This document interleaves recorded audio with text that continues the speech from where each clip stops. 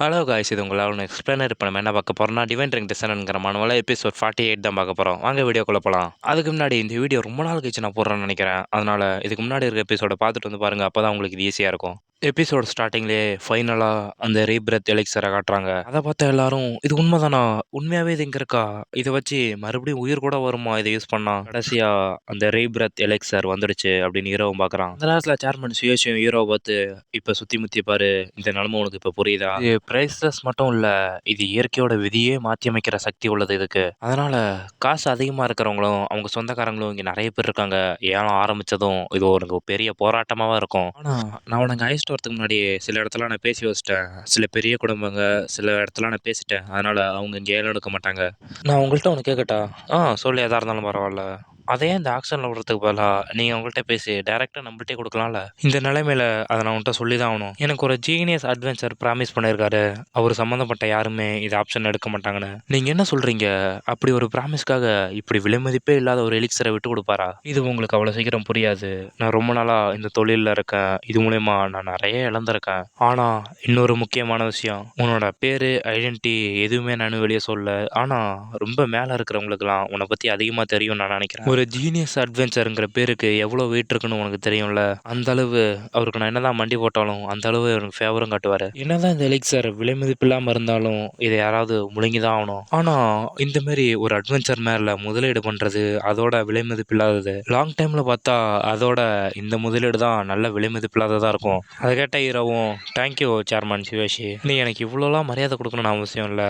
ஆனஸ்ட்டாக சொல்லணும்னா இது எல்லாமே நான் ஒரு தேவைக்காக தான் பண்ணிட்டு இருக்கேன். ஏன்னா எதிர்காலத்தில் நீ ஒரு பெரிய ஆளாக மாறிட்டேனா அது மூலயமா எனக்கு நிறைய கிடைக்கும்ல. கவலைப்படாதீங்க சேர்மன் சிவேஷி, நான் எவ்வளோ கஷ்டப்பட்டாவது உங்க சொன்னதை நிறைவேற்றி காட்டுறேன். அந்த நேரத்தில் அந்த ஏலம் வரும். சரி, எல்லாரும் நான் சொல்கிறத கேளுங்க. இப்போ இந்த ஏலம் ஆரம்பிக்க போகுது. இந்த எலிக்சரோட ஸ்டார்டிங் ப்ரைஸ் 2 மில்லியன். போன தடவை இது ஆப்ஷனுக்கு வந்தப்போ 160 மில்லியன் போச்சு. இப்போ எவ்வளோ போகுதுன்னு பார்ப்போம். அப்படி சொன்னது எல்லாம் போட்டியை போட்டுட்டு 200 மில்லியன் 300 மில்லியன் 400 மில்லியன் கத்துறாங்க. அந்த நேரத்தில் சேர்மன் சேஷும், இங்கே பாரு, ஏலம் ஸ்டார்ட் ஆகிடுச்சு, கொஞ்சம் கொஞ்சமெல்லாம் ஏற்றவனா நேராக ஃபுல் அமௌண்ட் ஏற்றுரு. அப்படி பண்ணாதான் இதை வாங்குறதுல நீங்கள் எவ்வளோ சீரியஸாக இருக்கீங்கன்னு எல்லாருக்கும் தெரியும். அது மூலயமா யாரும் நம்ம இழுக்கு தலையிட மாட்டாங்க.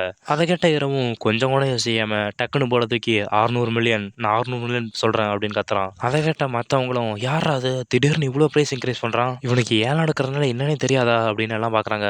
அந்த நேரத்தில் இன்னொன்னும் 700 மில்லியன் அப்படிங்கிறான். அந்த நேரத்தில் அவனும் மேலே இருந்தவனும் 90 மில்லியன் அப்படின்னு கத்துறான். சியோஷி, நம்மளோட லிமிட் 1 பில்லியன், நீ 1 பில்லியன் வரைக்கும் ஏற்றலாம். அதை கேட்ட ஹீரோவும் கொஞ்சம் கூட யோசிக்காம 1 பில்லியன் அப்படின்னு ஏற்றிப்படுறான். அதை எதிர்த்து போட்டி போட்ட எல்லாருமே, இல்லை இதை நாங்கள் விட்டுடுறோம் அப்படின்னு எல்லாரும் விட்டுறாங்க. ஷப்பா, நீங்கள் தான் அந்த ஜீனியஸ் அட்வென்ச்சர்னு எல்லாரும் கண்டுபிடிச்சிட்டாங்கன்னு நினைக்கிறேன். அதனால் நீங்கள் எப்பயும் அவருக்கு நன்றியாக இருக்கணும். நீங்கள் எல்லாரும் விட்டீங்களா? சரி, 1 பில்லியன் ஒரு தரம், 1 பில்லியன் 2 தரம். அதை பார்த்தா சேர்மன் சியோஷி, நீ கரெக்டாக வாங்கிட்ட, கங்க்ராச்சுலேஷன் அப்படின்னு பாராட்டுறாரு. அதை பார்த்த ஹீரோவும் அவன் தங்கச்சி நினச்சி பார்த்துட்டு, கரீனா, இனிமே அந்த வீல் சேரில் நீ நடக்க தேவையில்ல, ஜாலியாக நடந்து ஸ்கூலுக்கு போகலாம். அந்த நேரத்தில் 1 பில்லியன் 3 தரம் அப்படின்னு சொல்ல போகிற நேரத்தில் ஒருத்தன் கரடி குறுக்க போன மாரி 2 பில்லியன் அப்படிங்கிறான். திமுறா, 2 மில்லியன் தான், அதில் என்ன தப்பு, யாராவது எனக்கு கம்பெனி கொடுக்குறீங்களா? அவனை பார்த்த சேர்மன் யோசியும், இவன் அந்த லார்டு தானே. ஹீரோவும், யார் இவன்? இவன் 2 எஸ்ராங் ஹண்டரோட பையன். அவங்க தான் நம்ம நாட்டிலே இருக்கிறதுலே 2 ஸ்ட்ராங்கஸ்ட் மெம்பர்ஸ். அதோட அவங்கள்ட்ட பணமும் அதிகமாக இருக்கு. அவங்க பையனுக்கு வேணுங்கிற பணத்தை கொடுக்குறாங்க. அவன் எதிரியே இல்லாத ஒரு யங் மாஸ்டர். என்னது, எஸ்ராங் ஹண்டரோட பையனா? இப்போ நான் கிவ் அப் பண்ணி தான் ஆகணுமா? கரீனாவோட நிலைமை என்ன ஆகுறது? அமைதியாரு, உன் நிலைமை எனக்கு புரியுது. ஆனால் நம்ம என்னதான் கஷ்டப்பட்டாலும் 1 பில்லியனுக்கு மேலே நம்மளாட்டி காசு எடுத்துகிட்டு வர முடியாது. இந்த ஏலம் முடிஞ்சதும் வேணா அவங்கள்ட்ட போய் நம்ம கேட்டு பார்ப்போம். அவங்க தந்தா நம்மளுக்கு நல்லது. அந்த நேரத்தில் அந்த ஏலம் வரும். 2 பில்லியன் எல்லாருக்கும் ஓகேவா, இல்லை வேற யாராவது கேட்குறீங்களா அப்படிங்கும் போது ஹீரோ பல்ல அடிச்சுட்டு 2 மில்லியன் சே அப்படின்ட்டு பல்ல அடிச்சுட்டு உட்காந்துருக்கான். ஹீரோக்கு பின்னாடி 3 மில்லியன் அப்படின்னு ஒரு பொண்ணு சொல்லுது. அவளை பார்த்த ஹீரோவும், நீங்கள் தானே இந்த ரெட் டியரோட பிரசிடென்ட்? ஆமாம், நான் தான். உன்னை பார்த்து ரொம்ப நாள் ஆயிடுச்சு. நான் மட்டும் இல்லை ஜெயிச்சேனா, அதை நான் உனக்கு கிஃப்ட் பண்ணுறேன். அதை பார்த்தா சேர்மன் ஷியோஷியும், நீங்களும் பிரசிடென்ட் மியாவும் ஃப்ரெண்டா? அவங்க 3 பெரிய கம்பெனியான ரெட் டியரோட பிரசிடென்ட். நாங்கள் ஃப்ரெண்ட்ஸ்லாம் இல்லை, ஆனால் அப்படின்னு ஹீரோ சொல்கிற நேரத்துலேயே அவனும் மறுபடியும் காசு ஏற்றுறான் 4 பில்லியன்னு. அதுக்கு அவனும் 5 பில்லியன் 6 பில்லியன் ஏற்றிக்கிட்டே போகிறாங்க. அவனும் டக்குன்னு இருந்துச்சு, என் கூடயே போட்டி போடுறியா? நீ யாருன்னு எனக்கு தெரியும், உன்னை எப்படி கையாளுதுன்னு எனக்கு தெரியும். அவள் கூட இருந்தவனும், மிஸ், இவன் தான் லார்டு, அந்த பெரிய 2 எஸ்ராங் கண்டரோட ஒரே பையன். இவன் யாருன்னு எனக்கு தெரியும். அதோட நான் ஒரு ஏலத்தோட ரூல்ஸ் ரூல்ஸ் எல்லாம் மீறல. நான் இதை வேற கிவிட் பண்ணுறதா ப்ராமிஸ் பண்ணிட்டேன். அதனால இந்த இடத்துல பாதியில் நாட்டி வெளியே வர முடியாது அப்படி சொல்லிட்டு மறுபடியும் 7 பில்லியன் அப்படின்னு காசை ஏத்துறா. அவனும் இதில் டென்ஷன் ஆகி டேரக்டா 10 மில்லியன் அப்படி ஏற்றிடுறான். அவன் சொன்னதை கேட்ட ஹீரோவும் இவன் என்னதான் எஸ்ரங்கன்றோட பையனாவே இருந்தாலும் இவனோட ஸ்டேட்டஸ் வேற லெவலில் இருக்கு அப்படின்னு பார்க்குறான். இவ்வளோ 11 பில்லியன் அப்படின்னு சொல்ல போகிற நேரத்தில் கூட இருந்தவன் தடுத்து நீங்கள் ரொம்ப டூ மச்சாக போகிறீங்க, இது ஏற்கனவே நஷ்டத்தில் போயிட்டுருக்கு, அதோட அந்த எஸ்ரங் கப்பில் வேற நம்ம அவமரியாதைப்படுத்திட்டு இருக்கோம், இது அவ்வளோலாம் ஒன்றும் ஒர்த்து இல்லை. அவ்வளோ அதை கேட்டு ஹீரோகிட்ட போய் என்னை மன்னிச்சிரு, இதுதான் என்னோட லிமிட் அப்படிங்கிறா. அதுக்கு ஹீரோவும் சரி பரவாயில்ல விடுங்க, இவ்வளோ தூரம் வந்ததே பெருசு அப்படிங்கிறான். அந்த நேரத்தில் இந்த ஏலம் வரும் 10 பில்லியன் வேற யாராவது கேட்குறீங்களா, யாரும் கேட்கலண்ணா இதை நாங்கள் விற்கிறோம் அப்படின்னு வித்துறாங்க. அதை நீங்கள் என்ன எங்களோட சொத்து கூடயே போட்டி போட நினைக்கிறீங்களா, இல்லைனா உங்கள் ஃபேமிலி எங்கள் ஃபேமிலியோட பவர்னு நினச்சிட்டு இருக்கீங்களா அப்படி சொல்லிட்டு மேலே நின்று சிரிச்சிட்டு இருக்கான். எவன்டா அவன் அப்படின்னு மற்றவங்களாம் கிளம்பிடுறாங்க. இந்த ஏலம் இதோட முடியுது, நீங்கள் ஜெயிச்சதெல்லாம் காசை கொடுத்துட்டு பின்னாடி வந்து வாங்கிட்டு போங்க அப்படின்னு அந்த ஏலம் வரும்னு சொல்கிறான். அந்த நேரத்தில் அந்த பிரசிடனும் ஹீரோட்ட வந்து இது ரொம்ப மோசமான நேரமாக இருக்குது, சரி நான் உன்னை இன்னொரு தடவை பார்த்தா அப்போ வந்து பேசுகிறேன், எனக்கு தெரிஞ்சு நம்மளுக்கு இப்போ பேட் லக் இருக்குன்னு நினைக்கிறேன், சரி நீ ஃபீல் பண்ணாத, இதுக்கு வேற ஏதாவது வழி யோசிக்கிறேன், சரி வாங்க சேர்மேன் போகலாம். என்ன இப்பயே கிளம்புறதா, என்ன காருக்கு போகிறோமா, இல்லை நான் போய் அந்த லார்டை மீட் பண்ணி இதை பற்றி பேச போகிறேன். அந்த சீன் அதோட கட் பண்ணி அந்த இடத்தோட வெளியே தான் கட்டுறாங்க. அவனும் அந்த மேனேஜரை பார்த்து நான் ஜெயிச்சால அதை சீக்கிரமாக கொண்டு வாங்க, நான் அதை வீட்டுக்கு போய் உடனே நான் ட்ரை பண்ணி பார்க்கணும், என்னட்டெலாம் டெலிவரி வரைக்கும் வெயிட் பண்ணிட்டு இருக்க வைக்காது.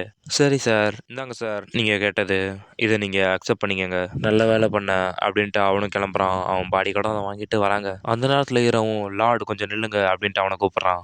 ஓ நீ தானே, என் மூஞ்சியை வெறிக்க வெறிக்க பார்த்துட்டு இருந்தது, இதுக்கு முன்னாடி உன்னை பார்த்ததா எனக்கு ஞாபகமே இல்லையே, இல்லைனா நீ காசுக்காக என் பின்னாடி ஒட்டிக்கலான்னு வந்தியா.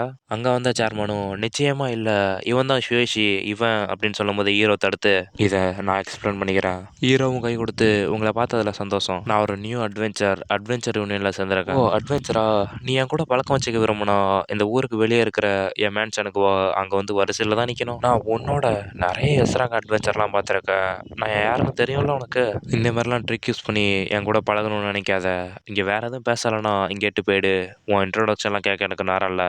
சரி நான் உங்கள்கிட்ட நேராகவே சொல்லிடுறேன், இந்த ஏலத்தில் நீங்கள் அந்த எலிக்சர் எடுத்தீங்கள, அது என் தங்கச்சியை ட்ரீட்மெண்ட்டுக்கு தேவை, அவள் ரொம்ப நாளைக்கு முன்னாடி அவள் கால் உடஞ்சி போய் வீல் சேர்லேயே சுற்றிட்டு இருக்கா, அவளை மறுபடியும் நடக்க வைக்கணுங்கிறதுக்காக இந்த எலிக்சர் உங்கள்கிட்ட நான் கேட்க வந்தேன், அது எவ்வளோ விலைன்னு எனக்கு தெரியும், ஆனால் எனக்கு ரொம்ப அர்ஜென்ட்டாக தேவைப்படுது, அதனால் எனக்கு கொடுங்க, அதோட கொஞ்சம் நேரம் மட்டும் கொடுங்க, இதுக்கு நான் டபுள் டைம் உங்களுக்கு பே பண்ணுறேன், நான் சுயேஷி எனக்கு ஒரு உதவி பண்ணிங்கன்னா அதுக்கு கைமாறா என் உயிரை கூட திரும்ப தருவேன். ஓ இதை நான் உன்கிட்ட கொடுக்கணுமா, இது ரொம்ப இன்ட்ரெஸ்டிங்காக இருக்குது, இன்னும் யாரும் இதை என்கிட்ட சொன்னதில்லை, அதோட டபுள் டைம் பே பண்ணுறேங்கிறியா. ஆமாம் இதை நீங்கள் ஏற்றுக்கிறீங்களா, உங்களுக்கு எப்பயுமே நான் கிரேட்ஃபுல்லாக இருப்பேன். கடன் அப்புறம் கிரேட்ஃபுல்லாக இருப்பேன். பேச்சே கிளானுக்கு நேரம் இல்லை, இதேமாரி நிறைய பேர் என்கிட்ட வந்து சொல்லிட்டாங்க, அதோட நீ சொன்னதோட என்கிட்ட அதிகமாகவே இருக்கு. சரி நீங்கள் இதை ஏற்றுக்கணும்னா நீங்கள் என்ன சொன்னாலும் நான் செய்கிறேன். நான் எந்த கண்டிஷன் சொன்னாலும் நீ செய்வியா, இங்கேயே முட்டி போட்டு நாய் மாரி என் முன்னாடி கொலை. அதை கேட்ட சேர்மன் சுயேஷும் வெறியாகி நீ என்ன சொல்லிட்டு இருக்க, டூ மச்சாக சொல்லிட்டு இருக்க சுயேஷி, இதெல்லாம் வேணாம் அப்படிங்கிற நேரத்தில் ஹீரோ தடுத்து சரி ஓகே இதை நான் கரீனாவுக்காக பண்ணுறேன், நீங்கள் சொன்ன மாரி உங்கள் ப்ராமிஸை கீப் அப் பண்ணுவீங்கன்னு நினைக்கிறேன். ஹீரோவும் அவன் முன்னாடி மண்டி போட்டு ப்ளீஸ் எனக்கு இதை கொடுங்க, என் சிஸ்டர் ட்ரீட்மெண்ட்டுக்கு தேவை அப்படிங்கிறான். அவனும் இதை பார்த்து சிரிச்சுக்கிட்டு இடியட், நான் ப்ராமிஸை கீப் அப் பண்ணுவேன்னு நினச்சிட்டு இருக்கியா, நான் ஒரு கண்டிஷன் தான் வச்சேன், இந்த எலிக்சரை நான் உன்கிட்ட கொடுப்பேன்னு சொல்லவே இல்லை, அதோட நீ சொல்கிறதே ஒரு நாய் தான்டா, நீ என்ன சொன்ன டபுள் டைம் பே பண்ணுறேன்னு தானே சொன்னேன், இதை நான் ஏன் வாங்கினேன்னு உனக்கு தெரியுமா, என்னோட நாய் ஒன்று படிக்கட்டில் அடி கீழே விழுந்து அதோட கால் உடஞ்சிருச்சு, அதை ஹீல் பண்ணுறதுக்கு தான்டா இதை நான் வாங்கிட்டு போகிறேன், உன்னோட சிஸ்டரோட காலோட என் கால் நாய் தான்டா எனக்கு முக்கியம். ஏ லார்டு நீ ஓவரா பண்ணிட்டு இருக்க, அவனை இப்படி அவமானப்படுத்துற, இது எல்லாத்துக்கும் நீ பதில் சொல்லி ஆகணும் அப்படின்ட்டு அட்டாக் பண்ண போறான். அங்க இருந்த காடும் சேர்மன் சுவேஷியை தடுக்கிறாரு. சேர்மன் சுவேஷி நீங்க தானே, நாளைக்கு உங்க கம்பெனிக்கு ஒரு ஃபோன் பண்ணா போதும், உங்களை அந்த கம்பெனியை விட்டே தூக்கிடுவாங்க. அதை கேட்ட சேர்மனும் ச்சே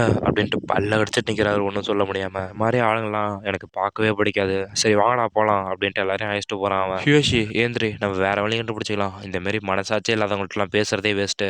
ஹீரோவும் அங்கே ஏந்திரிக்கும் போதே அவன் கில்லிங் நட்டை ரிலீஸ் பண்ணிக்கிட்டே எந்திரிக்கிறான். சேர்மேன் எனக்கு ஒரே ஒரு ரெக்வஸ்ட் இருக்கு, என்னன்னு சொல்லு, அதை நான் கண்டிப்பாக செய்கிறேன், நாளைக்கு நீங்கள் நியூஸில் என்ன பார்த்தாலுமே அதை பற்றி யாருக்கிட்டையும் சொல்லாதீங்க அப்படின்னு ஹீரோ கோபமாக சொல்கிறான். இதில் ஏற்றுறது அடுத்தது ஏதோ பெரிய சம்பவம் இருக்குது, அதனால் இங்கேயே இதை கட் பண்ணிக்கிறேன், நாளைக்கு எபிசோட் கண்டினியூவாக வரும், அதனால் வெயிட் பண்ணி பாருங்கள். அதோட முக்கியமாக எல்லோரும் லைக் பண்ணுங்கள், ஷேர் பண்ணுங்கள், கமெண்ட் பண்ணுங்கள், மறக்காமல் லெவலோட எக்ஸ்பிளைனர் சப்ஸ்கிரைப் பண்ணுங்கள்.